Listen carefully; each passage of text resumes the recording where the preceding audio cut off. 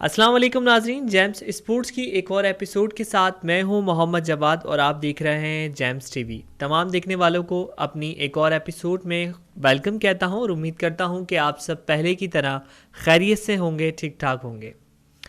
आज की एपिसोड का बाकायदा आगाज़ करते हैं और आज के एपिसोड में क्रिकेट पे बात करने से पहले उस इवेंट की बात करते हैं जिसको लेकर तमाम जो दुनिया के शायकीन हैं वो इस वक्त बहुत पुरजोश हैं और मेरी मुराद फीफा वर्ल्ड कप 2022 का अब आगाज़ हो चुका है और रंगारंग मेला इस बार जो है वो कतर में सज रहा है, यानी कतर को इस बार मेज़बानी दी गई है फीफा वर्ल्ड कप 2022 की। और इसके हवाले से अपडेट्स ये हैं कि मुख्तलिफ़ टीम्स जो हैं वो फीफा वर्ल्ड कप 2022 का हिस्सा बनेंगी इस बार हमेशा की तरह।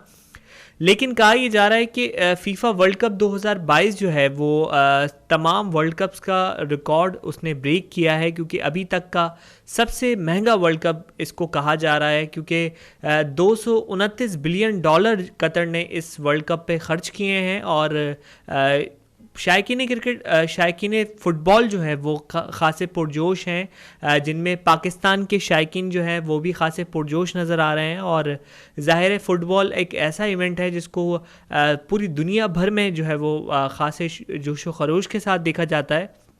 इसके अलावा अगर मैं आपको मज़ीद अपडेट दूँ इस हवाले से, तो ये वर्ल्ड कप इस वजह से भी मुनफरिद है कि इस वर्ल्ड कप में मेसी और रोनाल्डो जो हैं वो आखिरी बार एक्शन में नज़र आएंगे, यानी वो इस वर्ल्ड कप के बाद जो है वो फ़ुटबॉल को खैरबाद कह देंगे। इसलिए भी जो दोनों प्लेयर्स के शायकीन हैं वो इस बहुत पुरजोश हैं फीफा वर्ल्ड कप 2022 के लिए। इसके अलावा आज का सवाल मैं आपसे पूछने जा रहा हूं और सवाल भी फीफा वर्ल्ड कप से मुतालिक है। और मेरा आज का सवाल बहुत आसान सा है हमेशा की तरह, और आज का सवाल ये है कि फीफा वर्ल्ड कप 2022 में कितनी टीमें हिस्सा ले रही हैं। आपने कमेंट बॉक्स के ज़रिए मुझे बताना होगा, या इसके अलावा आप हमारे दिए गए नंबर 0313316136 पर भी अपने अपने आंसर्स हमें भेज सकते हैं। और मेरा आज का सवाल मैं एक बार फिर से रिपीट कर देता हूं, और मेरा आज का सवाल ये है कि फीफा वर्ल्ड कप 2022 में कितनी टीमें पार्टिसिपेट कर रही हैं। आपने नंबर ऑफ अमाउंट बताना होगा, यानी कितनी टीमें हैं। गैस कर सकते हैं, क्योंकि ऑप्शंस में नहीं दे रहा, क्योंकि ज़ाहिर है तमाम लोगों को ही इस हवाले से अब नो हाउ है, क्योंकि आप ज़ाहिर है सोशल मीडिया पर भी इस हवाले से पोस्ट आती रहती है और आप आसानी से आज के सवाल को गैस कर सकते हैं। फीफा वर्ल्ड कप 2022 की बात हो रही है और फीफा वर्ल्ड कप 2022 के बाद अब बढ़ेंगे पाकिस्तान के टेस्ट स्क्वाड की जानिब, जिसका अब 18 रुकनी स्क्वाड जो है वो उसका ऐलान कर दिया गया है चीफ सेलेक्टर मोहम्मद वसीम की जानिब से। और कौन कौन से प्लेयर्स स्क्वाड का हिस्सा हैं और किन्हें ड्रॉप किया गया है, इस हवाले से मैं आज के एपिसोड में आपको तफसील से आगाह करूँगा। और सबसे पहले उन प्लेयर्स की बात करते हैं जिन्हें स्क्वाड में शामिल किया गया है, और बात करते हैं सबसे पहले स्क्वाड की। और सबसे पहले कैप्टन बाबर आजम हैं, उनके साथ मोहम्मद रिजवान को स्क्वाड में शामिल किया गया है। अब्दुल्ला शफीक की वापसी हुई है। अब्दुल्ला शफीक जिन पर मैंने आपको अगर याद होगा कि एक एपिसोड में तफसील से बात की थी, क्योंकि वो एक टेस्ट के प्लेयर भी हैं और एक अच्छा डिसीजन है सेलेक्टर्स की जानिब से अब्दुल्ला शफीक को टेस्ट स्क्वाड में शामिल किया गया है। इसके अलावा अबरार अहमद इससे पहले भी पाकिस्तान के स्क्वाड का हिस्सा रहे हैं, लेकिन वो मैदान में एक्शन में नज़र नहीं आए। तो हम तवक्को कर रहे हैं कि अब जो पाकिस्तान टेस्ट सीरीज़ खेलेगा इंग्लैंड के ख़िलाफ़, उसमें उन्हें चांस दिया जाएगा, क्योंकि अगर आप किसी यंगस्टर को मौका दे रहे हैं तो फिर आपके लिए ज़रूरी है कि आप उसको मैदान में भी उतारें, ताकि उसकी परफॉर्मेंस जो है वो सबके सामने आए। वरना अगर वो सिर्फ बेंच पे बैठा रहेगा तो ज़ाहिर है उसकी परफॉर्मेंस किसी के सामने नहीं आएगी। इसके अलावा सीनियर प्लेयर अजहर अली, जो कि टेस्ट के बहुत अच्छे प्लेयर हैं मौजूदा वक्तों में, उन्हें भी इस स्क्वाड का हिस्सा बनाया गया है। फ़हीम अशरफ की वापसी हुई है। फ़हीम अशरफ काफ़ी अरसे से टीम से बाहर थे, वो वर्ल्ड कप में भी जो है वो पाकिस्तान का हिस्सा नहीं थे। इसके अलावा एशिया कप में भी उन्हें शामिल नहीं किया गया था, लेकिन अब बिलाखिर टेस्ट स्क्वाड में उन्हें शामिल किया गया है। वो एक अच्छे ऑलराउंडर की हैसियत से जाने जाते हैं। इसके अलावा हारिस रऊफ़ की यहाँ मैं बात करूँगा। हारिस रऊफ़ जो कि एक अच्छे फास्ट बॉलर हैं पाकिस्तान के, और इस वक्त अच्छी फॉर्म में दिखाई दे रहे हैं, और एक अच्छा डिसीजन है कि उन्हें इंग्लैंड के ख़िलाफ़ टेस्ट सीरीज़ में स्क्वाड में शामिल किया गया है। इमामुल हक को भी शामिल किया गया है, और इसके अलावा मोहम्मद अली, ये भी एक यंगस्टर हैं और फास्ट बॉलर हैं पाकिस्तान टीम के। और ज़ाहिर है जिस तरह मैंने कहा कि अब यंगस्टर्स को मौका देना चाहिए और उन्हें आगे बढ़कर जो है वो चांस देना चाहिए, ताकि उनकी जो कारकर्दगी है वो भी अब खुलकर सामने आए कि वो किस तरह परफॉर्म करते हैं। क्योंकि ज़ाहिर है अगर आप एक प्लेयर को टीम में शामिल करते हैं और अगर वो परफॉर्म नहीं करता तो उसकी फ़िटनेस पे भी बहुत ज़्यादा फ़र्क पड़ता है। तो अब देखना ये होगा कि इन्हें सिर्फ स्क्वाड तक ही महदूद रखा जाएगा या फिर इन्हें जो है वो मैदान में भी परफॉर्म करवाया जाएगा। इसके अलावा स्पिनर्स की बात करें तो मोहम्मद नवाज़ को शामिल किया गया है। मोहम्मद वसीम जूनियर भी स्क्वाड का हिस्सा हैं। नसीम शाह जो कि अच्छे फास्ट बॉलर हैं, अच्छी बॉलिंग कर रहे हैं इस वक्त, उन्हें भी स्क्वाड में शामिल किया गया है। इसके अलावा नौमान अली जो कि पाकिस्तान के स्पिनर हैं वो भी स्क्वाड का हिस्सा हैं। इसके अलावा सलमान अली आगा जो कि बहुत कम दिखाई देते हैं टीम में, ज़ाहिर है उन्हें बहुत कम खिलाया जाता है, लेकिन बिलाखिर उन्हें भी इस स्क्वाड का हिस्सा बनाया गया है।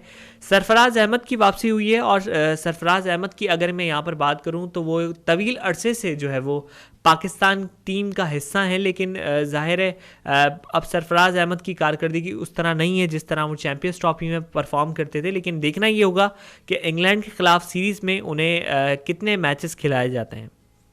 इसके अलावा सऊद शकील जो कि यंगस्टर हैं पाकिस्तान के, वो भी स्क्वाड में शामिल हैं। शान मसूद को स्क्वाड में बरकरार रखा गया है, और इनके अलावा जाहिद महमूद भी जो पाकिस्तान के स्पिनर हैं वो भी इस स्क्वाड का हिस्सा हैं। ये तो वो प्लेयर्स हैं नाजरीन जो कि स्क्वाड में शामिल हैं, लेकिन कुछ प्लेयर्स ऐसे हैं जिन्हें ड्रॉप करने का फ़ैसला किया गया है, जिनमें हसन अली फास्ट बॉलर जो उन्हें ड्रॉप करने का फ़ैसला किया गया है मैनेजमेंट की जानिब से। और इसके अलावा यासिर शाह को भी जो है वो स्क्वाड में शामिल नहीं किया गया है। और हैरान कुन तौर पर जो है दीगर प्लेयर्स हैं वो भी स्क्वाड का हिस्सा नहीं है, जिनमें बहुत मुख्तलिफ नाम है। लेकिन ज़ाहिर है मैनेजमेंट जब एक स्क्वाड तश्कील देती है और कुछ सोच कर ही तश्कील दिया होगा, लेकिन अब यंगस्टर्स पे हमें रिलाई करना होगा, ताकि सीनियर प्लेयर जो हैं वो तो अपनी कारकर्दगी दिखा चुके हैं, लेकिन अब देखना ये होगा कि जो इंग्लैंड के खिलाफ सीरीज़ होने जा रही है उसमें पाकिस्तान के यंगस्टर्स किस तरह से परफॉर्म करते हैं।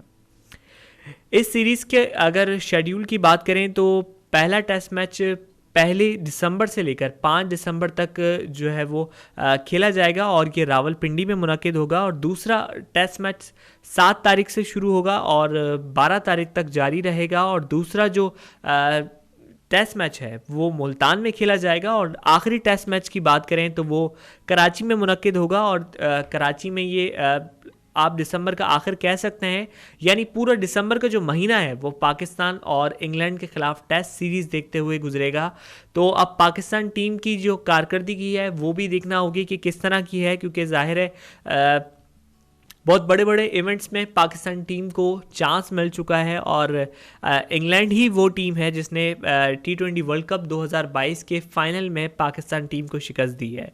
इस हवाले से अगर बात करें तो यहाँ पर सिर्फ मैं इतना कहना चाहूँगा कि पाकिस्तान टीम की जो शिकस्त है, और शिकस्त भी वो कि आप सेमीफाइनल या फिर फाइनल तक पहुँच जाते हैं, लेकिन उसके बावजूद आपको फ़तह नसीब नहीं होती। और चैम्पियंस ट्रॉफ़ी के बाद अब तक पाकिस्तान टीम आईसीसी का कोई भी इवेंट जो है वो उसको अपने नाम नहीं कर सकी। ये एक बैड लक भी कहा जा सकता है बाबर आजम का, कि जब से वो कैप्टन बने हैं वो कोई भी बड़ा इवेंट अभी तक जीतने में नाकाम रहे हैं। लेकिन टफ टाइम ज़रूर देती है हमारी टीम, जिस तरह हमने पिछले साल देखा कि हम वर्ल्ड कप के सेमीफाइनल तक पहुंचे, हमने ऑस्ट्रेलिया को टफ टाइम दिया, लेकिन जाहिर है वहां पर हमें शिकस्त का सामना करना पड़ा। और उसके बाद एशिया कप 2022 का फाइनल हमारे हाथ से चला गया, और अब T20 वर्ल्ड कप 2022 में भी पाकिस्तान टीम को इंग्लैंड के हाथों शिकस्त का सामना करना पड़ा। तो अब बिल आखिर इंग्लैंड क्रिकेट टीम पाकिस्तान का एक बार फिर से दौरा करेगी, और इस बार 3 टेस्ट मैचेस की सीरीज़ वो पाकिस्तान टीम से खेलेगी। और स्क्वाड का जो ऐलान है वो कर दिया गया है, और स्क्वाड मैं आपके साथ शेयर कर रहा था। तो अब देखना ये होगा कि पाकिस्तान टीम की जो कारकर्दगी है वो किस तरह की होगी इस दौरे में। और जाहिर है उनके जो अपोजिट टीम है, इंग्लैंड टीम है, उनके पास भी जो प्लेयर्स हैं वो बहुत अच्छे प्लेयर्स हैं, और ज़ाहिर है उनके पास टेस्ट के प्लेयर जो रूट मौजूद हैं, इसके अलावा जॉस बटलर हैं, बेन स्टोक्स हैं, और ज़ाहिर है वो एक अच्छी कारकर्दगी दिखाते हुए आ रहे हैं, उनके पास एक मोमेंटम है। तो पाकिस्तान टीम को भी एक प्लान के साथ मैदान में उतरना होगा, ताकि इंग्लैंड जो है वो पाकिस्तान टीम को जिस तरह होम सीरीज़ हरा कर गई थी, इस तरह पाकिस्तान टीम ये सीरीज़ हारने में जो है वो किसी हद तक कामयाब ना रहे। हम तो दुआ गो हैं कि पाकिस्तान टीम ये सीरीज़ को जीतने में कामयाब रहे। इसके अलावा क्वेश्चन मैंने आपसे पूछा और क्वेश्चन का आपने जवाब देना है, और आंसर देने वाले का नाम मैं अपनी अगली एपिसोड में अनाउंस करूँगा। क्रिकेट से मुतालिक मज़ीद ख़बरें भी अपनी एपिसोड का हिस्सा बनाएंगे, लेकिन यहाँ वक्त हुआ है एक शॉर्ट ब्रेक का। ब्रेक के बाद आपसे एक बार फिर से मुलाकात होगी। हमारे साथ यूं ही जुड़े रहिए और देखते रहिए जेम्स टीवी।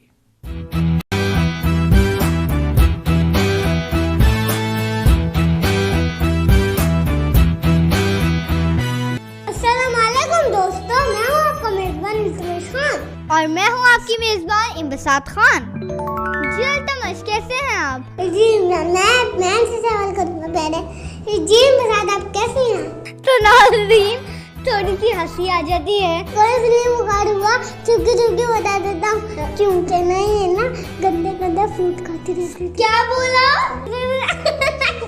अच्छा, मैं आपसे एक बात सवाल पूछना चाहता हूँ, आपको स्पेगेटी इतनी अच्छी ज़्यादा क्यों लगती है? तो दोस्तों, अभी मुझे बुखार था, तो अभी मैं बुखार से छूटी हूँ, और मुझे इतने डिलीशियस खाने दिखा रहे हैं कि मेरी आँखों में मेरे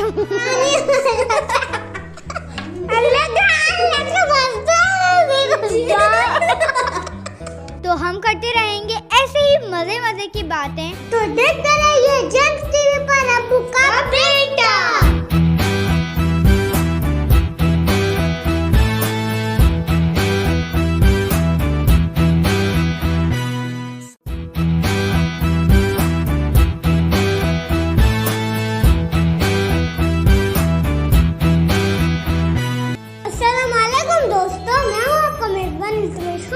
और मैं हूँ आपकी मेज़बान इम्बसात खान। जी अल्तमश, कैसे हैं आप? जी मैं से सवाल करूँगा पहले। जी इम्बसात, आप कैसी हैं? तो नाज़रीन, थोड़ी सी हंसी आ जाती है। कोई फिल्म उखाड़ूंगा, चुपके चुपके बता देता हूँ, क्योंकि नहीं है ना गंदे गंदे फूड खाती रहती। क्या बोला? अच्छा, मैं आपसे एक बात सवाल पूछना चाहता हूँ, आपको स्पेगेटी इतनी अच्छी ज़्यादा क्यों लगती है? तो दोस्तों, अभी मुझे बुखार था, तो अभी मैं बुखार से छूटी हूँ, और मुझे इतने डिलीशियस खाने दिखा रहे हैं कि मेरी आँखों में मेरे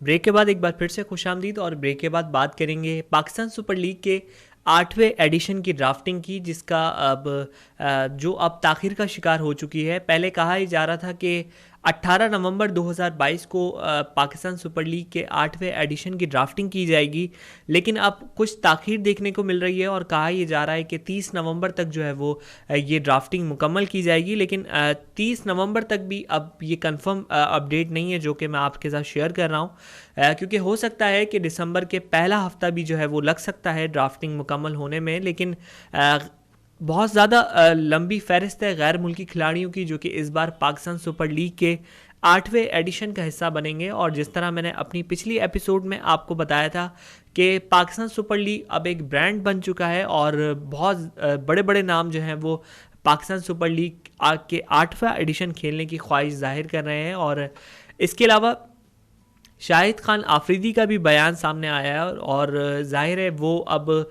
किस टीम का हिस्सा बनते हैं इस बार ये देखना होगा, क्योंकि अभी तक किसी भी टीम ने उन्हें सेलेक्ट नहीं किया है। लेकिन जाहिर है वो एक इवेंट की रौनक है, और जब वो परफॉर्म करते हैं तो फैंस खासे जो है वो पुरजोश नज़र आते हैं। लेकिन शाहिद खान आफरीदी ने पिछले साल होने वाले एडिशन यानी पाकिस्तान सुपर लीग के 7वें एडिशन में उन्होंने ये कहा था कि अब वो अगला एडिशन नहीं खेलेंगे, क्योंकि वो कमर की इंजरी के बायस जो है वो परफॉर्म भी नहीं कर पाए थे। लेकिन अब जब उनसे इस साल बात की गई तो उनका ये कहना था कि मैं अब तैयार हूँ और देखना ये होगा कि मुझे कौन सी टीम जो है वो पिक करती है। और जाहिर है अगर वो परफॉर्म नहीं भी करते, क्योंकि वो एक अच्छे प्लेयर हैं, एक लेजेंड प्लेयर हैं, और वो जब पिच पर आते हैं तो फैंस उनका आना ही जो है सिर्फ उसी को एंजॉय करते हैं। और एक ज़माना हुआ करता था कि जब उनकी कारकर्दगी हम सब देखा करते थे और बहुत एंजॉय किया करते थे। तो अब देखना ही होगा कि शाहिद खान आफरीदी को इस बार कौन सी टीम पिक करती है। और शाहिद खान आफरीदी अब तक पाकिस्तान सुपर लीग में जो है वो 4 टीमों की जानिब से खेल चुके हैं, जिसमें 2 बार वो पेशावर ज़ल्मी का हिस्सा रहे, और उसके बाद वो कराची किंग्स में शमूलियत इख्तियार की उन्होंने, और उसके बाद मुल्तान सुल्तान, और लास्ट सीज़न जो उन्होंने खेला वो कोयटा ग्लेडिएटर्स से खेला था। लेकिन अब देखना ये होगा कि आने वाले सीजन्स में, यानी जो अब 8वां एडिशन होगा, उसमें शाहिद खान आफरीदी कौन सी टीम में एक्शन में नज़र आते हैं। इसके अलावा इवेंट अमूमन जो है वो 20 तारीख के बाद शुरू होता था, लेकिन अब थोड़ा सा पहले ले जाया गया है इवेंट को, और 9 फरवरी से कहा यह जा रहा है कि पाकिस्तान सुपर लीग के 8वें एडिशन का आगाज़ 9 फरवरी 2023 से होगा, और 19 मार्च 2023 तक ये लीग के जो मैचेस हैं वो जारी रहेंगे। इस हवाले से भी आने वाली एपिसोड में मज़ीद अपडेट्स जैसे ही मुझ तक पहुँचती हैं तो मैं आपके साथ ज़रूर शेयर करूँगा। तब तक के लिए आप भी हमारे साथ यूं ही जुड़े रहिएगा। और मेरे सवाल का जवाब, जो कि आज का सवाल मैं एक बार फिर से रिपीट कर देता हूँ, और मेरा आज का क्वेश्चन ये था कि फीफा वर्ल्ड कप 2022 में कितनी टीमें पार्टिसिपेट कर रही हैं। आपने मुझे कमेंट के ज़रिए बताना होगा, या फिर इसके अलावा आप हमारे नंबर पर व्हाट्सएप भी कर सकते हैं अपने अपने आंसर्स। लेकिन तब तक के लिए अपना बहुत सारा ख्याल रखिएगा, हमारे साथ यूं ही जुड़े रहिए और देखते रहिए जेम्स टीवी।